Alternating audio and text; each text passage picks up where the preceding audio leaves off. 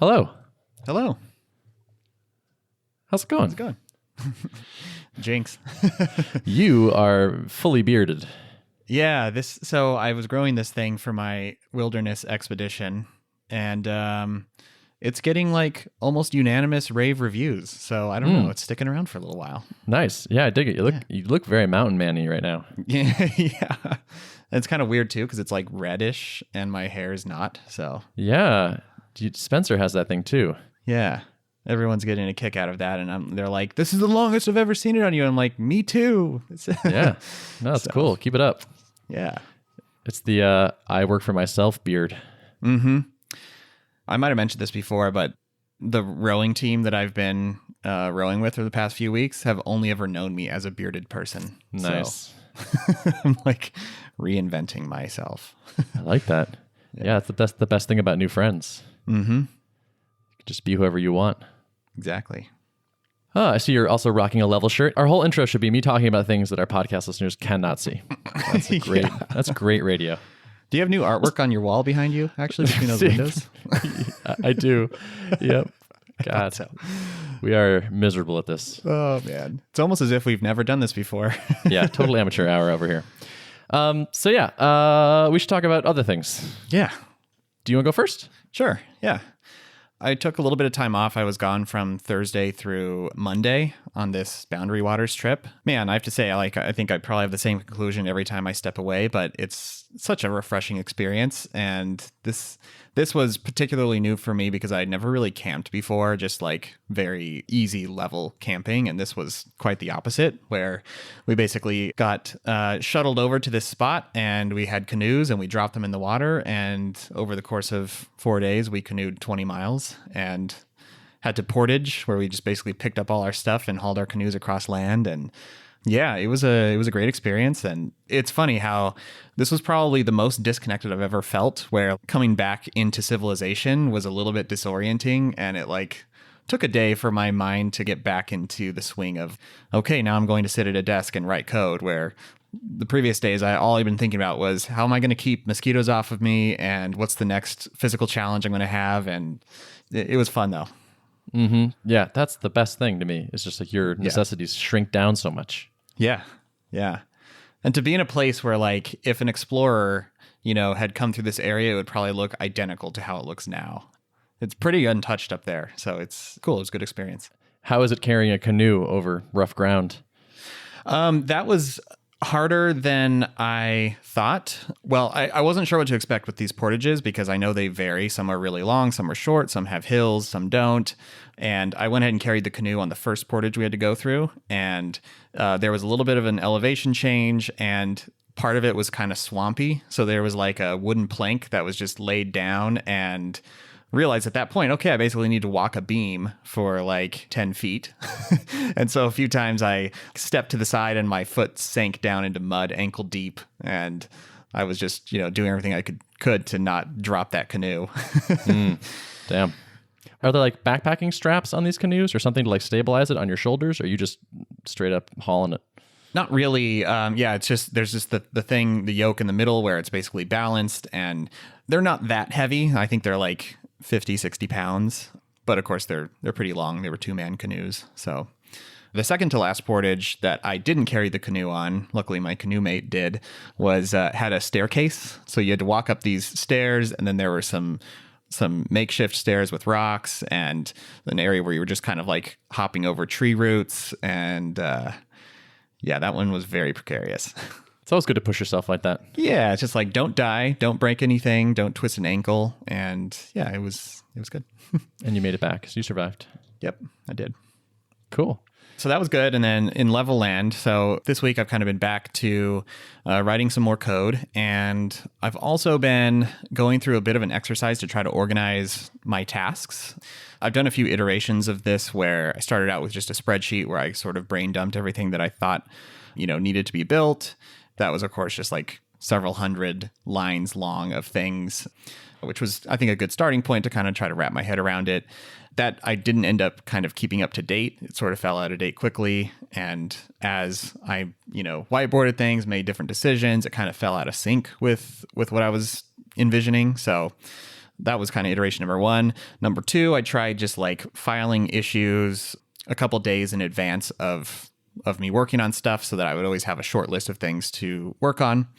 And that was good for a little while, but I kind of lost sight of the overall scope of the project and started to feel a little bit concerned that was I giving enough attention to the areas of highest risk, which are the things that I've yet to fully figure out. So now I'm kind of rolling into my third iteration of organizing stuff. And it's kind of inspired by a feature that Basecamp added recently called hill charts. I don't know if you've seen this. I have, yeah. They're very cool. Yeah. And basically the idea is thinking about tasks in terms of where they are on the spectrum of, totally unfigured out, uncertain, still needing problem solving, all the way over to the making it happen phase where it's like, we know what we need to do. The path is clear. We just have to implement.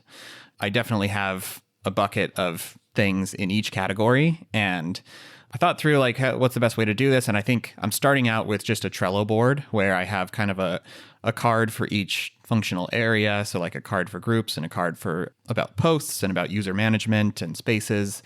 And then I'm using checklists in there to sort of just enumerate fine-grained tasks. And I have two columns in there, one for things that fall in the category of pretty certain, already, figured out, and then the uncertain column. And so that way I can sort of keep making progress on the things that are certain, but also, trying to keep high visibility on things that are still questions or not even tasks yet. They're just kind of like open-ended questions about, how should the inbox work? How should notification policies work? How do you specify urgency on posts? I mean, they're like things that I know I'm going to need, but they're not even well-defined enough to be called a task yet. They're just like an open question to be figured out. And so this has been a good exercise. I just started working on this earlier today, but already feeling pretty good about the visibility it's giving me. That's awesome. It's crazy what a good organized system does for your mental health. I'm sure just having that all out there was calming for you. Yeah.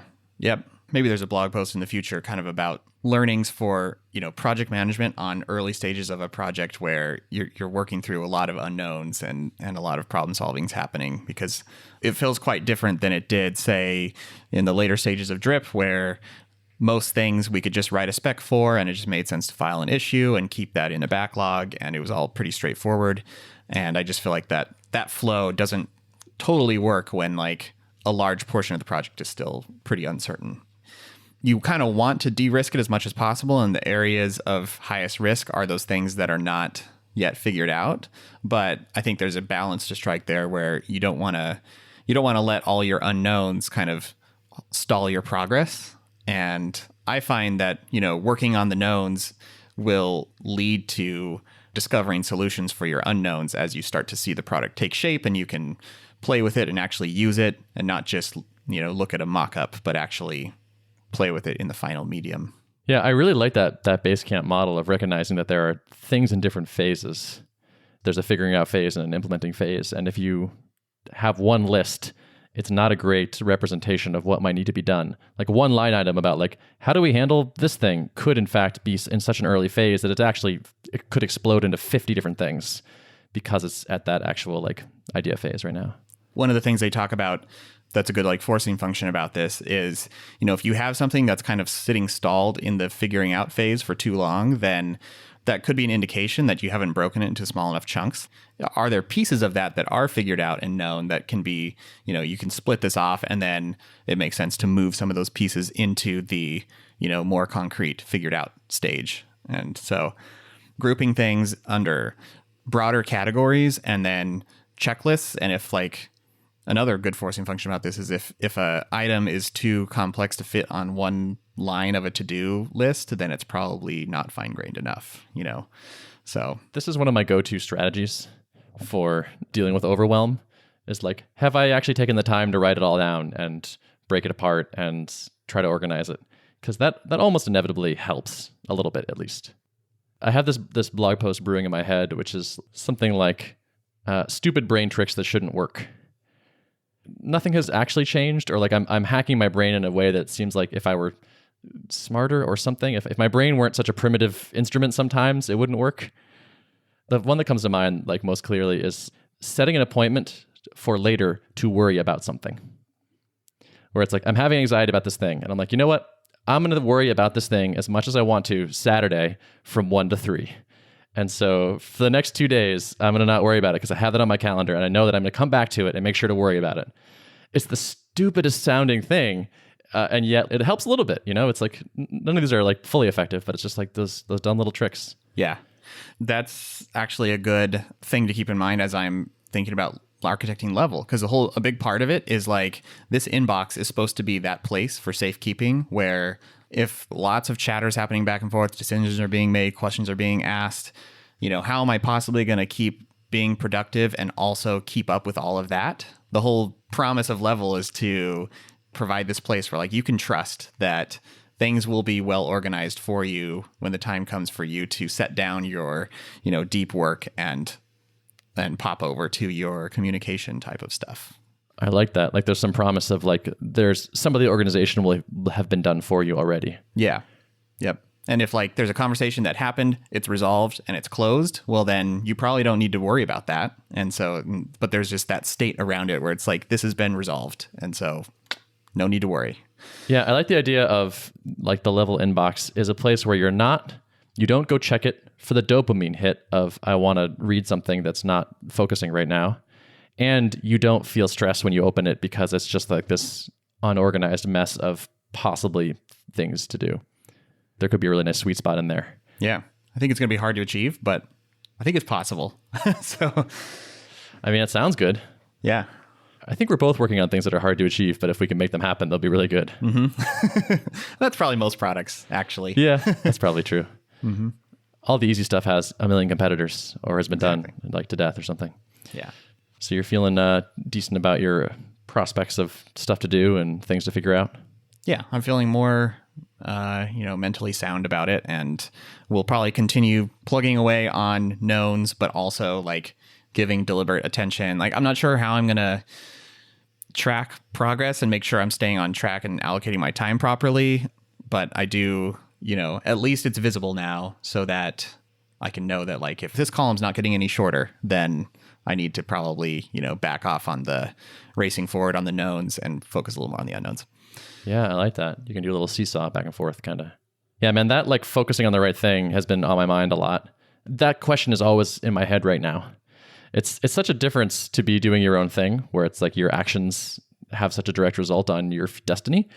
The stress is higher and slacking off is not as rewarding. It's like, oh, I didn't really get much done this afternoon. Like, on a salary job, that's kind of like, haha, I got away with not working this afternoon so much. And, no one notices.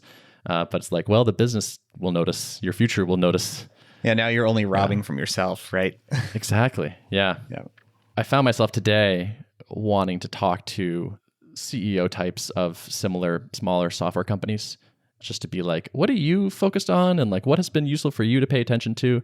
Because the list is so huge. And it's just, even when I am feeling productive on the stuff I am focused on, I'm still have this voice in my head. It's like, yeah, but is this the right stuff? Is this the best thing I could focus on? Is it like a false productivity because I'm actually pushing the wrong boulder up the wrong hill? At our stage, both of our stages, it's like, what are the highest leverage things that I can be doing? And I know you've identified some of those already, like the quick calls to score pre-sales. Like that's by all measures very high leverage, but not everything's going to be that clear. So then it's like you have 50 ideas of things you could be doing, and it's hard to know. It's impossible to know which ones. You can't get a ranked list of them because you don't really know until you try them. So. Exactly. Yeah. And I think that's just the meta game is constantly evaluating what you should be working on and trying different things and paying attention and just trying to do the smartest thing you can. And also probably part of that meta game is not worrying about it too much, where it's like, yeah, you're going to mess up lots all the time. Just, pay attention, iterate, don't beat yourself up over mistakes, keep making progress. Just keep your head in the game. Probably if someone were to listen back over the last, say, 10 episodes of this podcast, when we talk about what we intend to do the next week, and then the next one comes around in our update to see like the asymmetry between what we actually did and what we said we would do, probably a big part of that is us just constantly reevaluating what's the proper course of action. It's not that we're slacking off or not sticking to our public commitments, but it's like, oh, I discovered something else has superseded what I thought I was going to be doing, Mm-hmm. Yeah. I also feel like people would look back at the episodes and probably note how much they are like therapy these days. I feel like it's like one-on-one therapy. Like I feel like the thing I'm concerned with when you and I talk, or like what I'm trying to suss out, is like where your head is at and how you're doing. And I'm sort of leaning on you for sort of a similar thing. Yep. That's the biggest risk for us right now, aside from, the market and the technical stuff, is, are we staying sane in this whole process? Yep. I will say I mostly am. I mostly feel pretty good. My mood is so tied to how much sleep I got.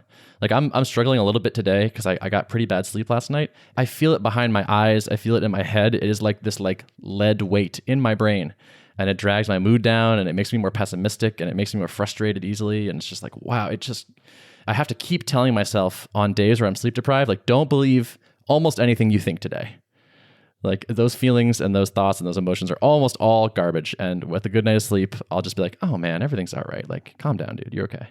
Yeah. And it's so funny. There's like such a long period of time, I feel like, in my earlier 20s where I was just regularly staying up late, writing code and just, learning a lot during that phase, but being much more frivolous about the amount of time that I get to sleep. And I now look back at those days and I was like, yeah, I think, but I was crashing pretty hard by most afternoons, and I would drink caffeine and it would kind of mask it a little bit. But I was really operating at a fraction of what I could have been operating at, I think, if I had just prioritized sleep.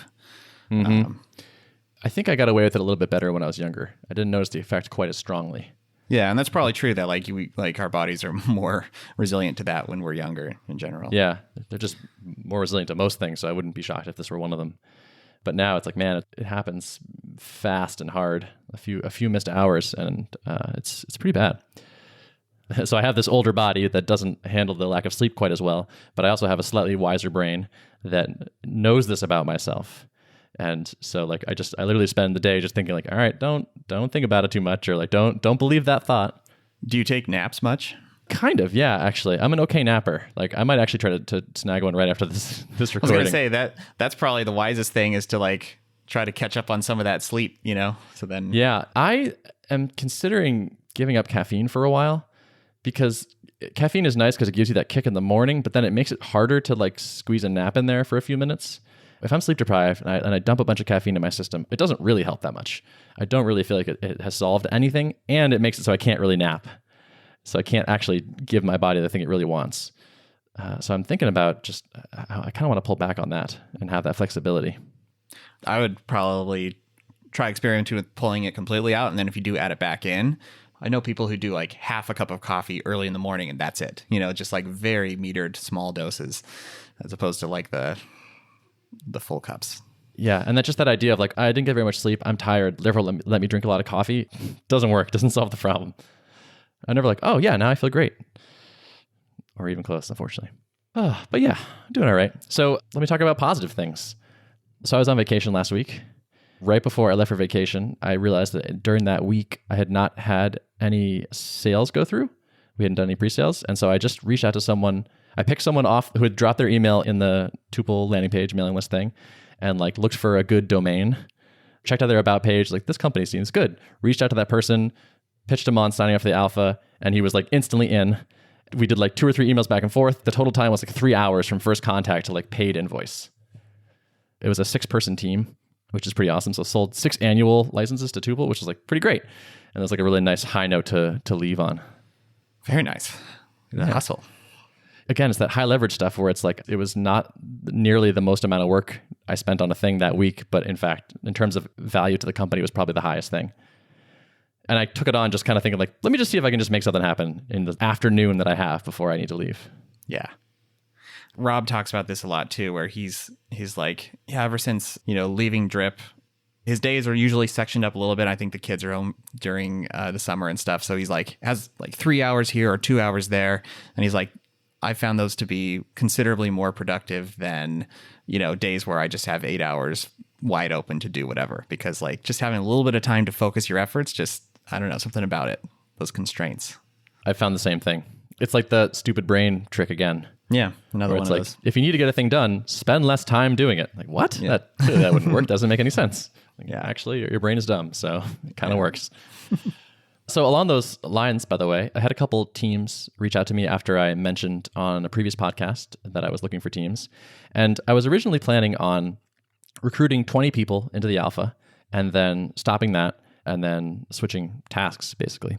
But the more I talk to people and think about our ideal customer and whatnot, the more I realize it's teams of people that are probably going to be the best customers. It's just more seats, more people, more money. So now my thought is I'd rather get to 20 teams in the alpha and then close that down. So the upshot is there are more spots. Again, if you are a team and you might be interested in a remote pair programming tool and you're willing to spend money on that to help fund the development and get a seat at the table and influence its direction, please do reach out to me because there's still some spots. Other than that, my update is like fairly light because of that vacation. I have a thing that's coming up that I'm excited about where we are doing a tuple retreat, company retreat. Spencer's family has a place up in Maine, so the three of us are going up for the week. Cool. Yeah. What's the agenda for the retreat? We don't know exactly. So we have a retro tomorrow, and we want to basically figure out, okay, what should we do in the next week to set us up to have a great retreat? So that's sort of the open question right now. I did a founder retreat with Rob, and it was at a time where we felt like we needed to kind of get creative and think about things kind of outside the box a little bit and outside of our kind of office box that we had been thinking in. And it was a really good productive time. Got to kind of bond a bit over the shared challenges and struggles that we're going through with the business. So yeah. Totally. I think getting out of the building is great. And also having a defined, again, it's that scoping thing. It's that time boxing where it's like, I'm sure we will want to come up with some things that we want to try to ship before the thing is over. And so that will force us to cut scope and focus and all that and decide on some things. So I think it will be a healthy experience there. Again, it's a brain thing. Like it shouldn't matter if we're writing code in Boston or writing code in Maine, but just the fact that like, oh, this is like a special thing and we want to get a thing done by the end of it, I think will help focus us. So yeah, so we'll see what comes out of that. But we've been cranking away on the native app. I can actually name drop our native person now because he said it was okay. So his name is Sam Dean, and he was the first full-time developer on Sketch. Oh, nice. Cool. Yeah. So he knows native Mac stuff pretty well. Certainly a lot more than we do. So Sam has been helping us with, like I said, that sort of initial setup of the project and the layout and the architecture and just understanding how dependencies work in Mac OS land, which is very different. I mean, everything's very different. So yeah, it's been really nice to have sort of a guide and someone to ask questions of and all that. So he's been super good. I can totally recommend his help to other people. I saw you tweet something about looking for pointers from folks on getting up to speed on Mac OS development. Is that? Yeah, it's weird. So it seems like a huge majority of the Apple-related development toolchain learning stuff is iOS focused, and Mac OS seems to be unloved to some degree, or at least just the volume is just not there. So we'll see what people say. I think that I've already seen some good responses to that Twitter thread. And again, man, it's so nice to have a group of people to ask questions of. Yeah, have that network. Yeah, is it useful? Because people are saying good things and useful things. But it doesn't feel like the Ruby world at all. Ruby as a culture seems to have like a really strong teaching vibe. That there's just like tons of courses and videos and books and all that stuff. And I don't know if it's a size difference, but it feels sort of like a cultural thing where it's just like, I think some of the early people in the Ruby world were really excited to evangelize it and felt like it was their job to help teach other people. And it just became sort of ingrained in the culture to some degree, where I think maybe a language/framework that has a sort of corporate overlord, everyone assumes that it's the corporate overlord's job to do that. And so no one does it, maybe. I don't know. Yeah, that's interesting. I feel like Ruby was very much people who are interested in that community and that language and the tooling, Rails and all that kind of stuff are like people who are more interested in developer happiness and the programmer experience. And maybe that's like kind of a self-selecting property of the group. Like they're just more likely to produce helpful content because it's, I don't know, just kind of in the nature of people who are attracted to it, perhaps. Yeah, that could be. Yeah. So yeah, I think that's what's up with me. Not too much, again, kind of a light week, but yeah. Did you recall that this is episode 50? Oh my God, I did not. Yeah, I just noticed that because I looked in the file in the directory to see what the the episode number for this file is going to be. And I was like, oh man, this is 50. That's crazy. I think I'm more excited about 52. Oh yeah. Oh yeah. Because it's year. Yeah, like 50 is the nice round number, but it's the year where it's like, wow, we've marked a year of togetherness. Actually, it'll probably have been more because we skipped some, right? Yeah, yeah. 50 is probably it then. All right, this is the official 1 year anniversary. Close enough. Cool. How do you feel looking back on a year of AOP? I feel like the podcasting journey goes by so fast, and because before we did this, we did I don't know 20 or 30 episodes of Giant Robots together, I think, and I don't know. It doesn't feel like I've been doing it that long, but when I look at the episode count, it's like, wow, this has been several years of us doing this thing. So it's gone by fast. I'm psyched we do it. This is like actually a highlight of my week is recording these. I enjoy it, and I am constantly pleased to hear from people that they find it valuable and they like it. If you were one of those people that like reaches out on Twitter and says, hey, like I really like that episode, or like I enjoy this podcast, that is just such a nice thing to hear and see. Thanks to those people that do that. I'm humbled and happy that people have found it useful. Yeah, I am too. I mean, I'm still always kind of blown away that like here we are, just two guys getting on a mic, talking about what we're working on. And I think it is kind of a relatable experience for a lot of people who are in the industry, and maybe helps break down a little bit of that imposter syndrome, because half the time we're just figuring it out, So Totally. Kind of proof that that's really what we're all doing. So I'm glad we can provide our story to the community and to the narrative. Same. Yeah, I'm glad it's like real over polished, like as opposed to sort of a highly produced, here is a prepared entree kind of thing for you. It's more like, I'm very sleep deprived today, and trying to deal with that, and like weird brain tricks for dealing with some things like that. I like that we're keeping it real. Yeah, I like that too. Yeah. So you think we should do 50 more? Let's do 50 more. Book 'em. Remember when you didn't want to record a podcast with me? Yeah. Took a while for me to get over that fear of the mic a little bit. I feel like I should retell that story in honor of our 50th anniversary. Yeah, go for it. All right. So I met you at MicroConf a couple of years ago, and you had reached out to me ahead of time and said, hey, let's chat when we're there. It was like the last night, I think.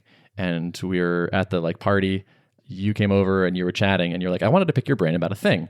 I think what you said is, I don't think I'll be at Drip forever. And one day I might want to have an audience of my own. When we started Drip, it was really helpful for Rob to have an existing audience. And I want to be able to contribute that to the next thing I build. And you're like, you seem to have done a decent job at doing that over time. So what do you think? And we tossed around a few ideas. I think I may have said you should start a podcast at some point in there. I think it was pretty early on. You were like, you should start a podcast. I think it was those exact words. Okay. Yeah. I mean, they're good for that. It's like, it's easy to relate to people when you hear them, and in a different way than text. And they're not a ton of work if you outsource the annoying bits. Yeah. Cause I think I was tossing around like, should I try to start blogging regularly? And because I think with anything, with podcasting or with writing, you just have to be super consistent, super regular with it. And it doesn't happen overnight. It's a long journey, to build up that steady growth and following. And so I was like, I don't know, I was on the fence, because blogging is just such a big time commitment, especially if you're wanting to produce good quality content that's well edited and all that kind of stuff. So yep. Yeah, that was my recommendation. It was like podcast. And then like a week or two went by, and I think I was talking to somebody about how to like freshen up Giant Robots. And I was like, oh, wait a second. I should just have Derrick co-host with me. Or at least as like a trial, like just do a few episodes, and because I want to hear about what's going on with Drip and all that. And so I reached out to you and I was like, hey, like we talked about podcasts. Why don't you just join me on this one? It's already there. It's already happening. Like we should just do this. And you said no. Yeah. My initial reaction was like, oh, Giant Robots. I've been listening to this podcast for a few years, I think, because I was in the Ruby world. I was like, I'm sure they have, thousands of listeners. I really feel like I don't know what I'm doing with podcasting, and I probably don't have anything interesting to say, and I'm probably going to sound stupid. All those, things we tell ourselves. Yeah, I remember I thought about it hard, and I don't know. I'm kind of surprised at myself that I didn't just force myself to say yes and stress about it later. But for some reason, I think it was maybe in August, and I had moved like beginning of August. Anyways, I feel like I think there was just a lot happening with the transition. And so I think I use that as my excuse of like, I think you did. Yeah. My life's too chaotic right now. Yeah. You were like, I'm busy. I got a lot going on. Yeah. And I saw that and I was like, yeah. And I decided to just like push you one more time. The natural response would just be like, all right, fine. But I sat on it for a little bit and I was like, I'm going to try one more time. And so I just like responded like, yeah, I hear you, but like you should do it anyway. It's not a big time commitment. Try a few. Like, how about you do like 5 and then we'll just see how it goes or something. And then you said yes. Yeah. And I was like, okay, I think this is the sign I needed. Like that you didn't cave right away or didn't agree. Like, yeah, you probably actually don't know what you're talking about. So maybe we won't do this. Yeah. So it's interesting. Like all the reasons you had for not doing it were like not because it wasn't good. It was all like brain stuff. It wasn't because you didn't think it would be useful to you or educational or any of that. Yeah, I mean, it's like a lot of this psychological hurdles we put ourselves through. And like, I'm definitely an introverted person. And so identifying myself as someone who regularly gets on a microphone and talks seems to be dissonant with my personality. So like, how am I going to actually trying to convince myself, how am I actually going to be good at this? Or people are going to enjoy listening to this because I'm not like a, natural talker necessarily. I'm usually the one who's listening more than talking. So, but it was a really good experience because, those first few episodes, I remember I kind of agonized after I was like, would get off the recording, I would walk away and be like, I think I tanked on that one. Oh, wow. I didn't know that. Yeah. But then I listened to the finished product and I was like, okay, this is like, once I got over the weirdness of hearing my own voice, which I think everyone probably has to some degree, I was like, actually, that was not that bad. And then the next week came away with the same thing. Like, I don't know, that one was kind of rough. Like, I don't think I did very well. And then listened to it again and same thing. And gradually I was like, kind of built up that confidence. Nice. But that's awesome. Yeah. Thank you for pushing me. Thank you for pushing me to do this, Thanks for changing your mind. I think it was a good call. I can't really imagine who else I would be doing this with. Yeah. I appreciate you, man. Yeah. I appreciate you too. Awesome. I think that's a good 50th recap. Yeah, I think so. How it all started. Yep. Do you want to tell people where they can find the show notes? Sure. They can find the show notes at artofproductpodcast.com. Thank you, as always, for listening. Yes, thank you. Bye.